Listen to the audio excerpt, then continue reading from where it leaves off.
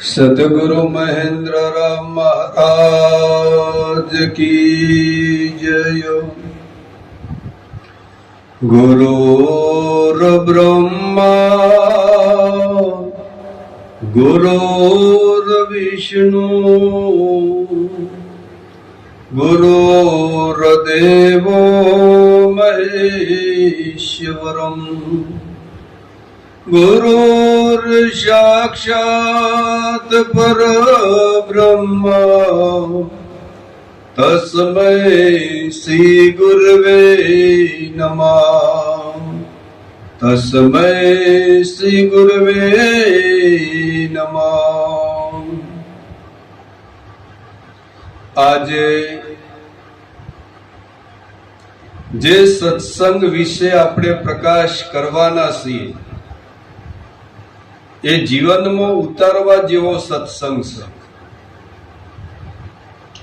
સંત મહાપુરુષોએ કીધું છે, સમજણ વગરનું જીવવું નકામું, ભલે જીવોને વર્ષ હજાર, સમજીને જો એક ઘડી જીવો તો સમજો બેડો પાર. સમજણની એક ઘડી જો તમારામાં આવી જાય તો બેડો પાર છે. આપણે જે કંઈ કરતા હોય એની જો સમજણ નહીં હોય તો બેડો પાર નહીં થાય. તમે પરમાત્માની ભક્તિ કરતા હોય તો પરમાત્માની સમજણ જોઈએ. માતાજીની ભક્તિ કરતા હોય તો એ સમજણની જરૂર છે. દેવી દેવતાની પણ ઓળખોણ કરી અને ભક્તિ કરવી પડે. એમ અટકણ પંચો 150 ભક્તિ કરશો તો મેળ આવે એવો નથી. સમજ હોવી જોઈએ. કારણ કે જ્યાં સુધી સમજ નથી ત્યાં સુધી તમે પૂરી મંજિલ સુધી પહોંચી શકતા નથી. સાહેબ દેવી દેવતાઓનો પણ ગુરુ મહારાજ હતા, તો આજે કેટલું નામ અમર થયું છે. સાહેબ આજે રામદેવ પીર મહારાજ હોય પણ એમને ગુરુ મળ્યા. જો સાહેબ કેટલું બધું નામ વધ્યું રામદેવ પીર મહારાજનું. કૃષ્ણ ભગવાન એમને પણ ગુરુ મળ્યા. સાહેબ એમનું પણ નામ બની ગયું. નરસિંહ મહેતાને પણ ગુરુ મળ્યા. એમને પણ નક્કી કરી અને ભક્તિ કરી, સમજણ વાળી ભક્તિ કરી, તારે એનું રિઝલ્ટ મળ્યું છે. સાહેબ આપણે ઓળખતા નથી, પારખતા નથી, એવી જો ભક્તિ કરશો તો એ સમજણ વગરની ભક્તિ કહેવાય. પણ જે રસ્તા તમે ચાલતા હોય એ રસ્તાની તમને ખબર હોવી જોઈએ. ખબર નહીં હોય તો તમે ભૂલા પડી જશો. માટે કોઈ સંત મહાપુરુષને ચરણે જઈ આ વાતને નક્કી કરવા જેવી છે. પરમાત્મા તમે જેવો માનો છો એવો નથી. તમારી દ્રષ્ટિ પદાર્થ ઉપર પડે છે. જે પદાર્થ છે એ પરમાત્મા નથી. જે પદાર્થ છે એનાથી એ પરમાત્મા છે. જે દેખાય છે કઈ એ ભગવાન નથી. આનો વિવેક સદગુરુએ કરેલો છે. જ્યાં બ્રહ્મ સ્વરૂપ હોય તો 3 કાળમાં જગત નથી. અને જો પદાર્થ ઉપર દ્રષ્ટિ હોય તો તમારું બ્રહ્મ સ્વરૂપ નથી. એટલે સદગુરુ મહારાજે જે દિવ્ય દ્રષ્ટિ આપી છે એ દિવ્ય દ્રષ્ટિથી તમે દર્શન કરો. સાહેબ ગંગા ઘેર ઉતારી, કારણ કે તમારે હવે રખડવાનું બધા જવાનું મટી ગયું. કારણ કે સંત મળ્યા, બડે ભાગ્ય સે સંત પાવા. જો ભાગ્યની જાગૃતતા હોય તો તમને સંત મળે છે. સંત એ દુર્લભ બાબત છે. આજે સંત ન મળ્યા હોત તો ભગવાન પણ નક્કી ના થાત.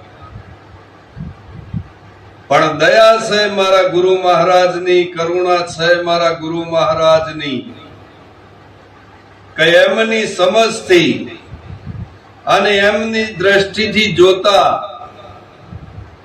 પરિપૂર્ણ પરમાત્મા કોઈ જગ્યા ખાલી નથી, વ્યાપક છે.